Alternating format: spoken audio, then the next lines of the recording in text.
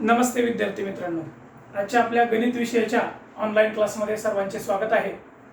आज आपण भिन्नछेद अपूर्णांकाची बेरीज आणि वजाबाकी अगदी सोप्या पद्धतीने कशी करायची हे शिकणार आहोत। या ठिकाणी मी बेरजेचे एक उदाहरण घेतलेलं आहे आणि वजाबाकीचं एक उदाहरण घेतलेलं आहे। हे आपल्याला अगदी सोप्या पद्धतीने शिकायचं आहे। तर पहा, पहिला अपूर्णांक आहे 5/7 आणि दुसरा अपूर्णांक आहे 2/5। दोन्हीही अपूर्णांकाचे छेद वेगवेगळे आहेत, भिन्न छेद आहेत। याची बेरीज करायची कशी? पहा, दिलेले अपूर्णांक जशास तसे मांडून घ्यायचे। आता या दोन्हीही अपूर्णांकाचा छेद सारखा करण्यासाठी 7 आणि 5 या दोन्ही छेदाचा गुणाकार करा। म्हणजे गुणाकार केल्यानंतर किती येतो? पहा, 7 × 5 35 येतो। मग हा 35 छेद दोन्ही अपूर्णांकाचा आपल्याला करता येईल। ज्यावेळेस एकाच पाड्यातील छेद नसतात त्यावेळेस काय करायचं? दोन्ही छेदाचा गुणाकार करायचा। मग गुणाकार केला तो 7 × 5 35, म्हणजे या अपूर्णांकाचा छेद 35 होतो आणि याचा पण 35 होतो। मग याचा 35 होण्यासाठी पहिल्या अपूर्णांकाला तुम्हाला 5 न गुणून घ्यावं लागेल आणि दुसऱ्या अपूर्णांकाला तुम्हाला 7 न गुणून घ्यावं लागेल। बघा, गुणाकार करूया। 5 × 5 25, 7 × 5 35 अधिक 7 दुनी 14 किंवा 2 7 14 कसाही गुणाकार केला तरी चालतो।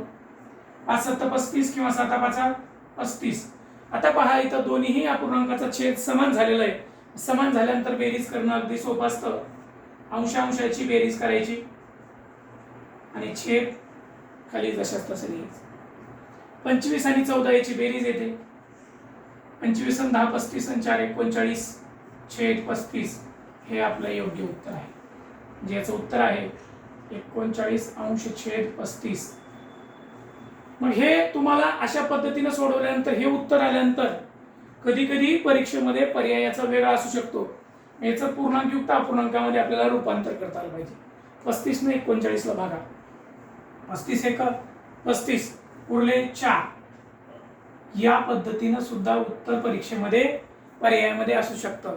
त्यावेळेस तुम्हाला हे असं पूर्णांकयुक्त मध्ये रूपांतर करता आलं पाहिजे। आता पुढचं उदाहरण पहा, 7/9 वजा 2/5। वजाबाकी करताना सर्वप्रथम दिलेला अपूर्णांक जशास तसा लिहा। आता पहा, दोन्हीचे छेद वेगवेगळे। छेद सारखे करण्यासाठी काय करायचा? दोन्हीही अपूर्णांकातील छेदाचा गुणाकार करायचा। 9 × 5 45, 5 9 45। याचा 45 करण्यासाठी याला 5 न गुणावं लागेल आणि याचा 45 करण्यासाठी या अपूर्णांकाला 9 ने गुणावं लागेल। म्हणजे 7 × 5 छेद 9 × 5 वजा 2 × 9 5 × 9। आता पहा, गुणाकार करून अपूर्णांक तयार करा। सममूल्य अपूर्णांक तयार करतो आपण। 7 × 5 35, 9 × 5 45 वजा 9 दुनी 18 छेद 45। आता समान छेद झाल्यानंतर वजाबाकी करणं सोपं आहे। 35 वजा 18 छेद 45। मग आता 35 मधून 18 वजा करा, किती येतात बघा? 17 येतात।